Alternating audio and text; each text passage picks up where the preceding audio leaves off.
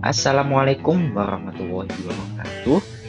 Selamat pagi, Pak Amin dan teman-teman sekalian. Di sini saya akan memaparkan terkait tugas penghitungan tebal hujan dan evaporasi mata kuliah hidrologi. Untuk anggota kelompok kami ada Azhara Mutia Fadila dengan NIM M08230009 dan saya sendiri dengan NIM Dian Rahmat Renaldi dengan NIM M08230016, ada Francisca Amelia Kartika dengan NIM M08230027, terus ada Hanifa Asma Salsabila dengan NIM M08230030, Isna Mahya Konita dengan M08230035, Kaila Nur Febrisa dengan NIM M08230038. Lanjut, untuk pendahuluannya, dalam ilmu hidrologi mempelajari pergerakan, distribusi, dan manajemen air di bumi, termasuk air permukaan dan bawah tanah.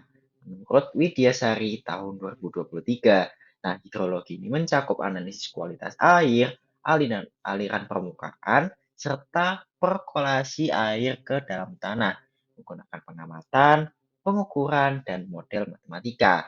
Hujan merupakan bagian dari siklus hidrologi dengan pengukuran curah hujan melibatkan presipitasi dan evaporasi. Menurut Derlina dan Abda tahun 2024.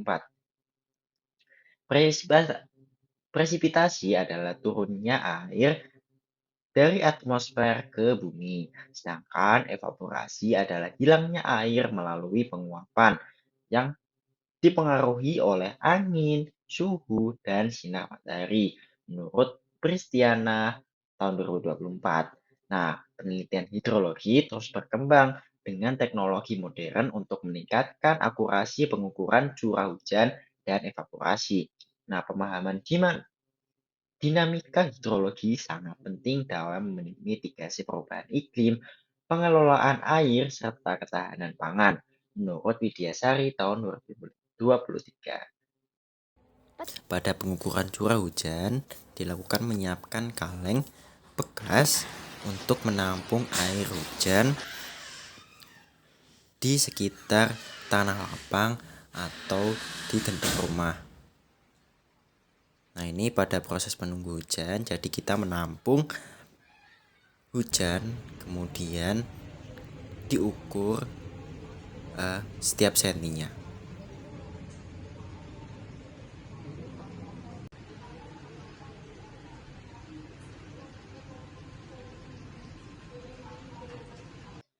Dari data hasil presipitasi pada hari pertama menunjukkan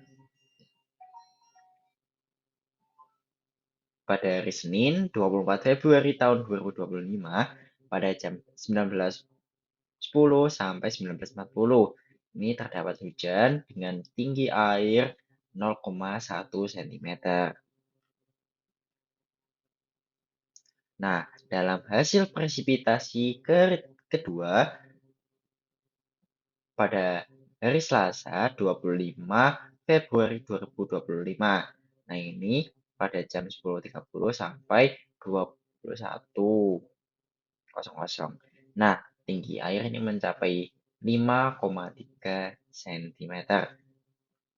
Selanjutnya, data hasil presipitasi hari ketiga menunjukkan pada Rabu 2 Maret 2025 jam 17.50 sampai 18.50.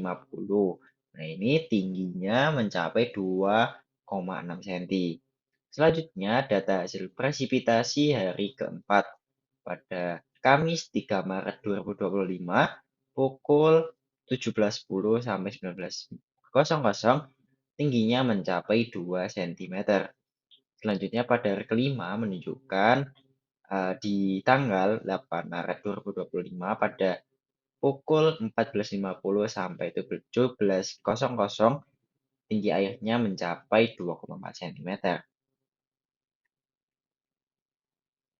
Selanjutnya dari hasil tersebut, durasi dan intensitas hujan ini berpengaruh signifikan terhadap kenaikan tinggi air. pada 25 Februari, hujan berlangsung lebih dari 10 jam, menyebabkan kenaikan tinggi air hingga mencapai 5,3 cm. Sebaliknya, pada tanggal 24 Februari 2025, hujan ini hanya berlangsung 30 menit dengan kenaikan tinggi air mencapai 0,1 cm. Nah, perbedaan ini menunjukkan bahwa semakin lama hujan berlangsung, semakin tinggi air yang ditampung. Pada pengukuran evaporasi, kita menyiapkan air, kemudian diukur sebelum di evap atau dibiarkan di sinar matahari terik. Nah, ditunggu sampai nanti diukur kembali untuk pengukuran sesudah ketika evaporasi setiap harinya. Selanjutnya kita dapat pada data hasil evaporasi atau penguapan pada hari pertama menunjukkan di hari Rabu 26 Februari 2025 ini dari awalnya itu menghasilkan 7 cm dan hasil airnya menghasilkan evaporasi 6,9 cm. Pada hari kedua, pada Kamis 27 Februari 2025, dari hasil awal 8 cm, hasil air evaporasi menunjukkan 7,5 cm, menyusut 0,5 cm. Nah, selanjutnya pada hari ketiga, pada Jumat 28 Februari 2025, nah, dari awal 5 cm menyusut mencapai 4,6 cm. Pada hari keempat, di Sabtu 1 Maret 2025, di awal 5 cm menyusut menjadi 4,4 cm. Nah, pada hari kelima, dari awal 5 cm menghasilkan hasil air evaporasi 4,3 cm. Nah, hal ini disebabkan penurunan tinggi air itu dipengaruhi oleh evaporasi yang bergantung pada suhu dan angin. Nah, pada 26 Februari, nah tinggi air berkurang dari 7 menjadi 6,9. Sedangkan 27 Februari, penurunan lebih besar terjadi dari 8 cm menjadi 7,5 cm. Nah, suhu yang lebih tinggi meningkatkan laju evaporasi, sementara angin mempercepat proses membawa uap air. Nah, interaksi antara presipitasi dan evaporasi dalam siklus hidrologi itu menunjukkan bahwa perubahan suhu dan pola cuaca akibat perubahan iklim dapat mempengaruhi keseimbangan sumber daya air dan ekosistem di sekitar tempat pengamatan. Nah, kesimpulannya dari data tersebut yang kami dapatkan, durasi dan intensitas hujan ini berpengaruh signifikan terhadap kenaikan tinggi air, sedangkan penurunannya dipengaruhi oleh evaporasi yang bergantung pada suhu dan angin. Hujan lebih lama menyebabkan kenaikan air lebih besar, sementara suhu tinggi dan suhu yang tinggi ini ya, dan angin kencang mempercepat penguapan. Nah, interaksi antara presipitasi dan evaporasi ini memainkan peran penting dalam siklus hidrologi. Perubahan iklim dapat mengganggu juga keseimbangan ini melalui peningkatan suhu dan pola hujan yang ekstrim, sehingga pemahaman tentang faktor-faktor tersebut penting untuk menjaga ketersediaan air dan keseimbangan ekosistem. Sekian dari kelompok 5.